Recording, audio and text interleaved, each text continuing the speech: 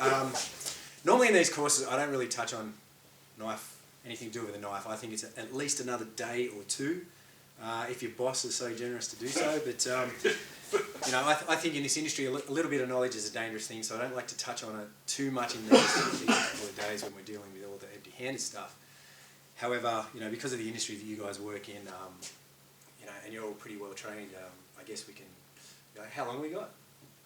About 10 minutes. 10 minutes? All right, well, I'll give you a 10-minute, really quick introduction to it. By no means think that after doing this that you can walk outside and take on the world, because you absolutely can't.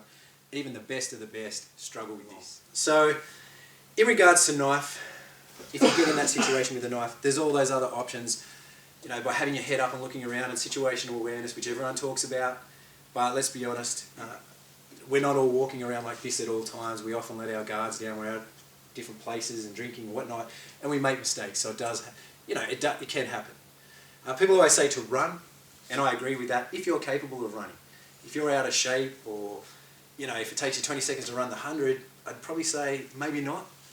You'd rather sit there and have a go in that moment than running away and having to fight tide. But anyway, that's up to you, and that's one of the reasons why I encourage fitness so much. The next thing is if someone's approached you with their hands in your pocket, you need to be really, really wary, and at that point you need to be proactive. So whether that's moving around, move away drastically at a pace, position chairs, tables, whatever in between you and them, or wherever you are, getting to a door, or whatever you need to do to get away.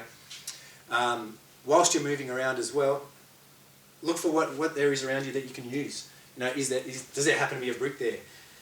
Probably unlikely, but you never know. Do you have a briefcase or something that you can use to defend yourself? It's probably a good option that we encourage.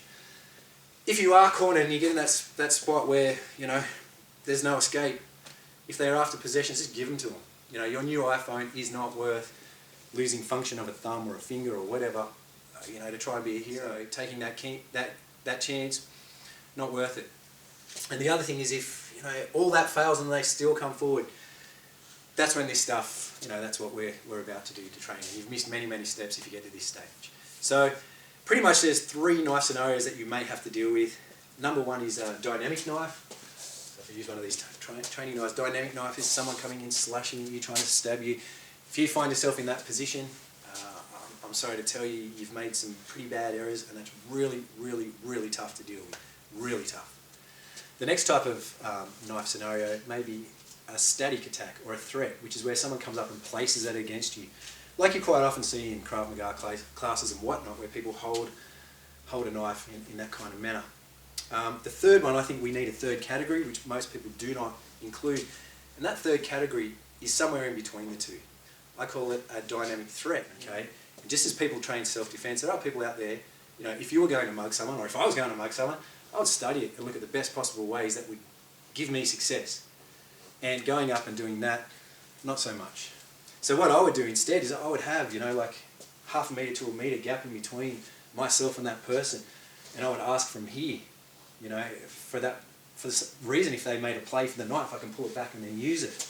There was a really good video in Melbourne recently, and I apologise for speaking so fast, but 10 minutes, I'm trying to motor through this. In Melbourne, where there was a guy who robbed an Audi store, and he had a machete or something, and he's waving it around and pointing and so forth. That's not a static nor a dynamic. That's the one that's in between, the one I call dynamic knife threats. And in that one, it's kind of complicated, and you have to make a play for the knife from a distance, and that's what I refer to as the catch, which is very difficult as well. So they're the 3 types of scenarios that you would have to deal with. Now, if I had to, from there, give you a little bit of information on how to deal with all of those, there are 4 different schools of thought in this. Thought number 1, the first school of thought, is attack the person. So if someone comes up to me, holds a knife to me, and while they're there, I would turn around and hit them and discredit the knife. Option number 2 is make a play for the actual weapon, so try and grab that weapon. Again, it has its pros and cons. Option number 3 is where people move away from the weapon, sometimes referred to as flanking, which again has its pros and cons. And the 4th one is probably what you see in Krav Maga, where people do that simultaneous attack. And I never encourage people to do that, because, to be honest, any knife situation I've been in, I've been fixated on that knife, and to do 2 things at once, I think leaves you in a really vulnerable state.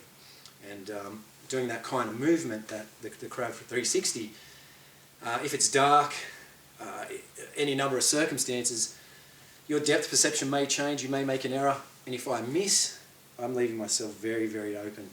All my vulnerable parts of my body are very, very vulnerable to be stabbed.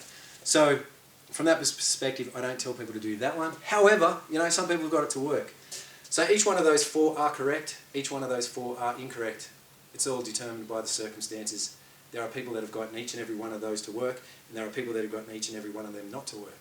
So it all depends on a number of factors. It depends on you and what your capabilities are, the other person and what their capabilities are, and luck. A lot of this stuff is just luck. So one thing I would say, again, running out of time, but how we change what we do from a normal fighting stance or our normal passive stance is, the way I would stand is I kind of liken it to a fetal position, but standing up. I tuck in and I basically cover up, and from that position with my arms I'm forming a shield around my vital organs, my major blood vessels, things like that, so that if I do get cut, I'm getting cut on somewhere which is going to cause less harm. So this approach is sort of harm minimisation. It's not the money shot, where you see people do all the cool stuff. It's a harm minimisation approach to stop that initial attack. And you know what? Where we go from there is we do have some of that money shot stuff. However, it takes a long, long time to get proficient at it. So if I give you one thing, it is to stand this way. And from there you move out, and you would move in some way. Like, can I get a volunteer? Could you come and be a volunteer? Yeah. So if I'm in that position and I do nothing at all, so I do absolutely nothing, and I'm standing there and he stabs me, from here you might see that, it kind of partially got through. No doubt will have a chunk taken off near my elbow, and this perhaps may have gotten into my, my abdomen about that deep, say for example. But again, it's harm minimisation. From there, if I'm able to, as he retracts it to go again, I can follow it up, and there's a number of things that I can do from there. But even if we do that again, and I just stand here, and again, I've caught it on my arms. Not the best outcome, but it's a whole lot better than it piercing my lungs or organs and me dying. Like, I can live through that. So if I give you one thing, if that knife comes into play and comes out, it's to tuck in. And even from there, if I move, that time I was lucky. I think it may have just clipped me there, and I could possibly run, or I'm in the game and I can fight and I can do all these other things. But from that perspective, from that point of view, it gives me a chance, a fighting chance. It's not cool, it's not the cool stuff you'll see. However, it will increase your chances starting from there. Like if he does it again and I get into the stuff that we kind of do, and we get into all this stuff and I start to shred and hit and all that, that's all cool, But in the heat of it, if I'm walking past and I'm sort of standing there and I notice it and I'm trying to walk past and all of a sudden it comes in, it gives me, it buys me time, it buys me a little bit of protection. So that's the one thing I would sort of give you from there, is that, all that awareness and stuff is great if you can do that. However, sometimes we miss it, and sometimes we end up in this circumstance, and this tiny little bit of information is something, and it's a whole lot more in depth than that. However, it's all you're going to get for 10 minutes. Get your boss to book another day.